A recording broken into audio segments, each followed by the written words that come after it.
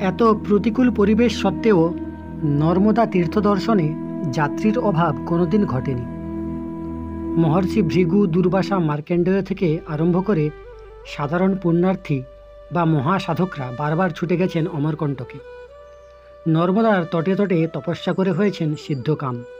পৃথিবীতে যত মধুগন্ধবহ ফুল ফোটে তাদের অধিকার আছে হেলে দুলে এ মুখ হবার ও মুখ হবার। শুধু এই অধিকার নেই সূর্যমুখীর, কি সূর্যোদয়ে কিংবা সূর্যাস্ত্রে। কারণ সূর্যমুখী কেবল সেই যে সূর্যোন্মুখ। কাজেই মনে প্রাণে যারা বিশ্বন্মুখ তারা প্রকৃতির করাল ভ্রুকুটি অগ্রাহ্য করে এই প্রত্যক্ষ শিবতীর্থে বারবার ছুটে গিয়েছেন, এখনও যান। তারা নিজেরা পান করেছেন গরল, কিন্তু অন্তর তাদের সুধায় ভরে গেছে। সেই সুধা তারা বিলিয়ে দিয়েছেন বসুধাকে। পরম আরাধ্য মহেশ্বর, যিনি দেবাদিদেব, তিনি অমৃত বিলান, কিন্তু নিজে পান করেছেন গরল, হয়েছেন নীলকণ্ঠ।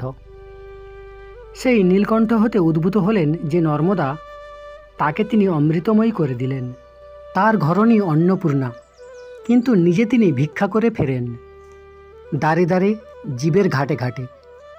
যিনি চোখের পলকে ইন্দ্র, চন্দ্র, সূর্য, বরুণকে চূর্ণ বিচূর্ণ করে ত্রিজগৎকে লণ্ডভণ্ড করে প্রলয় ঘটাতে পারেন, তিনি নিজে বাস করেন শ্মশানে। যার কণ্ঠে স্বয়ং উমা দিয়েছেন বরমাল্য, তাঁর গলায় জড়িয়ে আছে সাপ। কঠিনে, কোমলে, ভীষণে, মধুরে অলৌকিক রহস্যের ঘনীভূত বিগ্রহ এই শিব সুন্দরের প্রত্যক্ষ তীর্থ নর্মদা তীর্থে না গেলে তার মহিমা বোঝা যায় না। নর্মদার উভয় তটে বিন্ধ্য ও সাতপুরা পর্বতের কোলে কোলে শত শত জাগ্রত শিব মন্দির আছে। সারা ভারতবর্ষই শিবময়। তার মধ্যে নর্মদা হলেন জীবন্ত শঙ্কর ভাষ্য। যে ভাষ্যের প্রথম অধ্যায় অমরকণ্টকে আরম্ভ হয়ে শেষ অধ্যায় শেষ হয়েছে বিমলেশ্বর জ্যোতির্লিঙ্গে। নদীর বিলয় যেখানে সাগর সঙ্গমে। ওই মহাতীর্থ দর্শনে বাবা আমাকে পাঠিয়েছিলেন 1949 সালে। 30শে জ্যৈষ্ঠ সকাল 8টায় আমি বিলাসপুর হয়ে পেন্ড্রো রোডে পৌঁছি। ট্রেন থেকে নেমেই আমি পেন্ড্রো রোডের বাজারে নর্মদাতে সমর্পণের জন্য নারকেল এবং আরতির জন্য কর্পূর কিনতে যাই। দেখলাম আর একজন সাধুও নারকেল কিনছেন। আমাকে তিনি জিজ্ঞাসা করলেন, इसलिए हमका क्या है, आप अमरकंटक जाओगे? बोललाम, हाँ जी, आपका शुभ नाम क्या है? इसलिए हमका कहूँ, हमारा गुरु ने नाम दिया सुमेर दास, मैं भी अमरकंटक जाऊंगा और भी कई दफ़े हम घूम चुका, चलिए हम आपको साथ में ले जाऊंगा। बंगाल का बोली हम समझते हैं, इसलिए हमका कहूँ। আমি তাকে থামিয়ে দিয়ে বললাম, যাওয়ার উপায় কি আছে? চরণ যুগলকে আশ্রয় করেই যেতে হবে, না আর অন্য কোনো ব্যবস্থা আছে? তিনি বললেন, এখনও কোনো পাকা রাস্তা হয়নি, বাস নিয়মিত হয়নি, তবে ওই যে পাশের মহল্লা দেখছেন, নাম গৌরেলা, ওখান থেকে কেওচি পর্যন্ত 14 মাইল রাস্তা মোটরে যাওয়ার উপযোগী। এবড়ো খেবড়ো পাথর কেটে কেটে একটা রাস্তা হয়েছে। শিবরাত্রির মেলার সময় দেখে এসেছি কন্ট্রাক্টরের মজুররা দ্রুত কাজ করছে, যাতে বাকি 14 মাইল রাস্তাও আগামী দশহরার মেলার সময়ে শেষ হয়ে যায়। হয়তো এতদিনে হয়ে গেছে। একটু তত্ত্ব তালাশ করে দেখি কোনো বাস ধরতে পারি কিনা। মাত্র 2টি বাস যাতায়াত করে, যাত্রী ভর্তি হয়ে গেলে তারা যায়। তার যাতায়াতের কোনো বাধা ধরা নিয়ম নেই। বাস ভর্তি হলে যাবে, নতুবা যাবে না। আমি জিজ্ঞেস করলাম, যদি বাস না পান? তিনি বললেন, इसलिए हमका कहे तब तो इधर रहना ही पड़ेगा, কাল জরুর মিল যায়গা। আমি তাকে পিড়াপিড়ি করতে লাগলাম হেঁটে যাওয়ার জন্য। আমি জিজ্ঞাসা করলাম, হাঁটা পথে কি এমন কোনো রাস্তা নেই যাতে তাড়াতাড়ি অমরকণ্টকে পৌঁছানো যায়? তিনি বললেন, इसलिए हमका कहूँ, भोटेंगे होकर जाने से सिर्फ 14 मील रास्ता पड़ेगा, लेकिन भोटिंगा का जंगल में पितनी है, भूत है, वो लोग शाम का वक्त बाँशिप करता है। সুমের দাসজির এই কথায় আমার তীব্র কৌতূহল জন্মালো।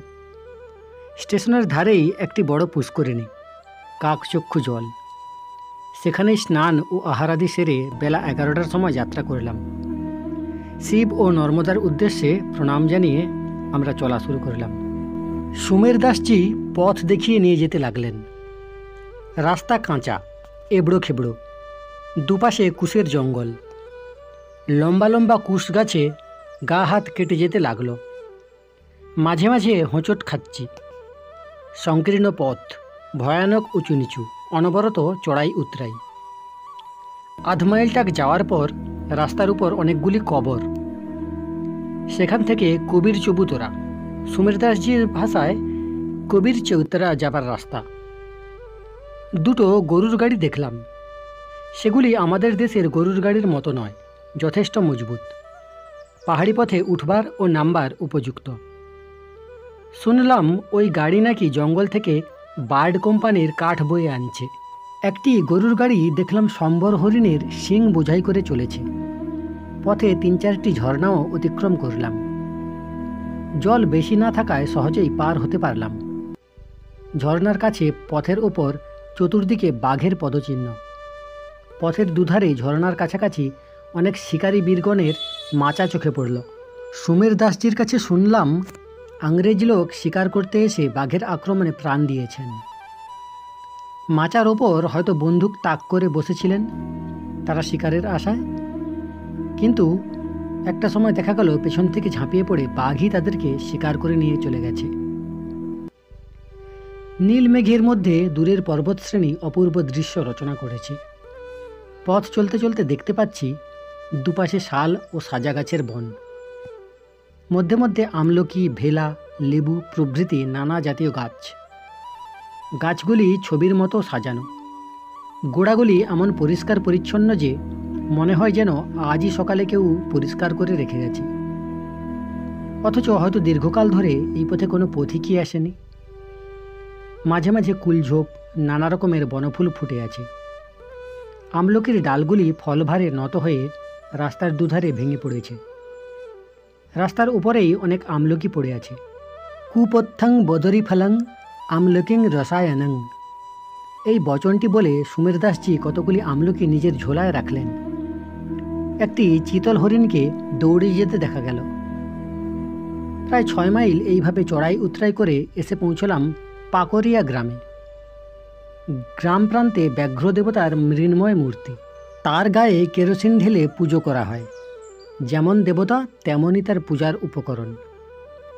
গ্রামে যে 2-5 ঘর পাহাড়িয়া লোকের বাস, তাদের দৃঢ়িষ্ট বলিষ্ঠ নিটল স্বাস্থ্য চেয়ে দেখবার মতো। যেন কোষ্ঠী পাথরকে কুঁদে সেই বিশ্বকারিগর তাদেরকে সৃষ্টি করেছেন। এমনই জলবায়ুর গুণ। তাদের গাভীগুলিও হৃষ্টপুষ্ট। গ্রামের মধ্যে কিছু কিছু সরিষার ক্ষেতও চোখে পড়ল। এখানে যাত্রীদের জন্য কয়েকটি চালাঘর দেখলাম। তার না আছে দেওয়াল, না আছে দরজা। ব্যাঘ্র দেবতার দয়া হলে স্বচ্ছন্দে যাকে খুশি তুলে নিয়ে যেতে পারে। এখানে একটি সরকারি গোশালা আছে। দুধ, ঘি প্রচুর পরিমাণে পাওয়া যায় এবং তা অত্যন্ত সস্তা। রেওয়ারাজের ডাকবাংলোতে কিছুক্ষণ বিশ্রাম করে আবার হাঁটতে শুরু করলাম। সমতল ভূমির উপর জঙ্গল পথে হাঁটতে হাঁটতে চড়াই শুরু হলো। এইভাবে পেন্ড্রো থেকে প্রায় 6.5 মাইল পথ আসার পর চড়াইয়ের পথে এমন একটা স্থানে পৌঁছলাম যেখান থেকে নিচের দিকে দৃষ্টি দিতেই পেন্ড্রো রোড শহরটিকে ছবির মতো দেখা গেল। আধ মাইলটাক উঠে যেতেই বনের আড়ালে পেন্ড্রো রোড অদৃশ্য হয়ে গেল। উতরাইয়ের পথে কিছুক্ষণ হাঁটার পর সুমের দাসজিকে দেখলাম বিড়বিড় করে রাম রাম শিব শিব রেবা রেবা জপ করতে লাগলেন। আমি তাকাতেই তিনি বললেন, সামনেই ভোটেঙ্গার জঙ্গল। बहुत बड़ा जंगल है, लेकिन करीब 3 माइल जाने का बाद हमारा एक चेला है, वो गूढ़ है। जंगल के किनारे में उनका कोठी, रात में उधर ही ठहरेगा। অধীর আগ্রহে ভূত পেতনির ডাক শোনার জন্য হাঁটতে লাগলাম সন্তর্পণে উৎকর্ণ হয়ে। সামনে দেখতে পেলাম একটি ভালুক তার 3টি বাচ্চাকে আগে নিয়ে দৌড়ে গেল। নিতান্ত বাচ্চাগুলি সঙ্গে আছে, তাই বুঝি আমাদের দিকে ভ্রুক্ষেপ করল না, নতুবা কী যে ঘটত তা বলা যায় না। আপনারা কেউ কি ভালুকের বাচ্চা দেখেছেন? মনে হলো সাদা লোমের 3টি ফুটবল গুড়গুড় করে যেন গড়িয়ে চলে গেল। বেলা 5টা, তখনও সূর্যাস্ত হয়নি, কিন্তু পাহাড় ও বড় বড় গাছের ছায়া পড়ে আমাদের পথ প্রায় অন্ধকারে ঢেকে গেছে। আবছা আলো আঁধারির মধ্যে আমরা দুটি মানুষ যেন এই লোকের বাসিন্দাই নয়, যেন কোনো গ্রহান্তরের মানুষ।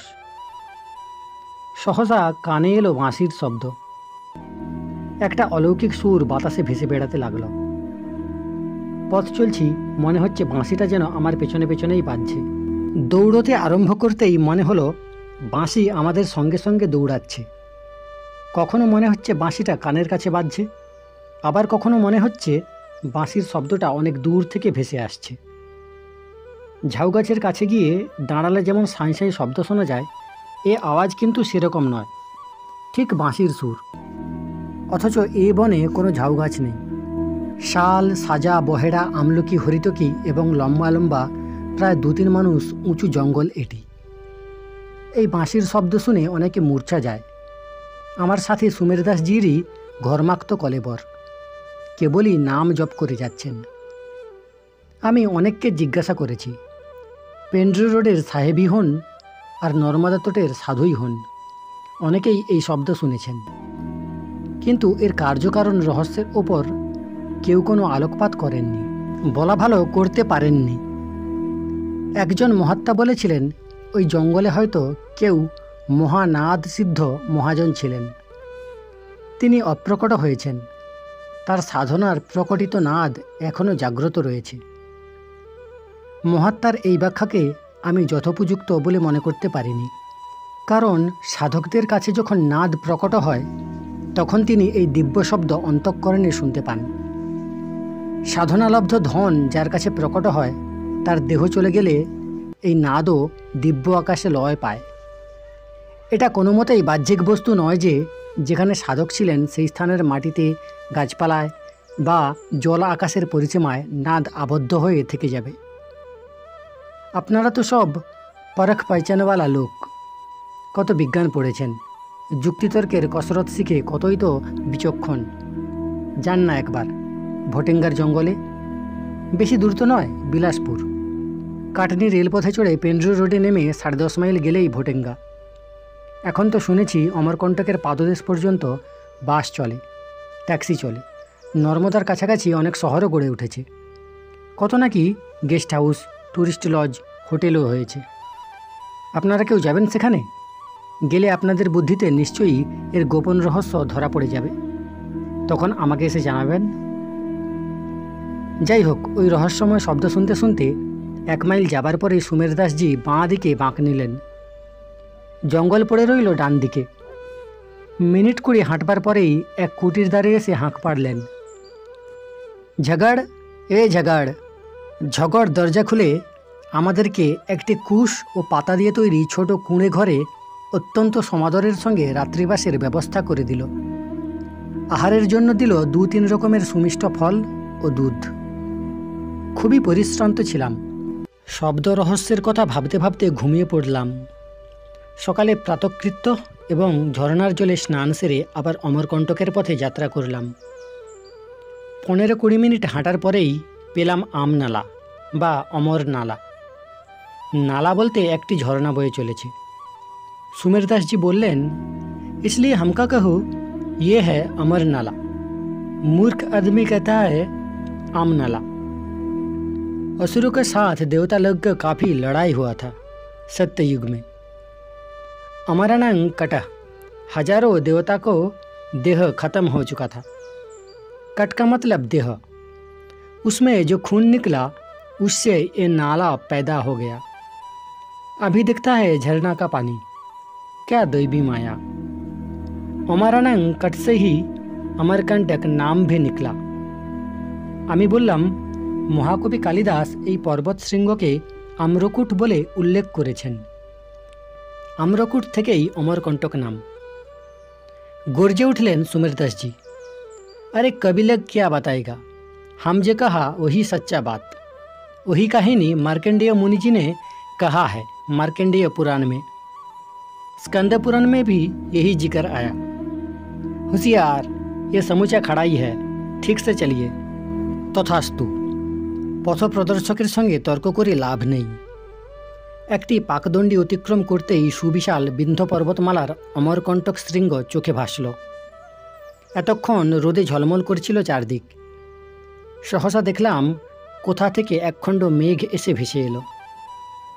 মনে পড়ল আষাঢ়স্য প্রথম দিবস ক্রমেই এগিয়ে আসছে। একখণ্ড জলভারে নত মেঘ অমরকণ্টকের চূড়ায় নীলাভ পাহাড়ের বুকে যেন জমাট বেঁধেছে। পর্বত ছেড়ে বাইরের আকাশে সূর্যরশ্মি নীল ও সাদা মেঘ ভেদ করে চারিদিকে ছড়িয়ে পড়ায় বাইরের আকাশকে পাণ্ডু দেখাচ্ছে। মহাকবি কালিদাসের অমর কাব্য মেঘদূতমের শ্লোক মনে পড়ে গেল। প্রণাম জানাই সমস্ত মানবাত্মাকে। পরের অংশ শুনতে চাইলে চ্যানেলটি সাবস্ক্রাইব করে রাখতে পারেন।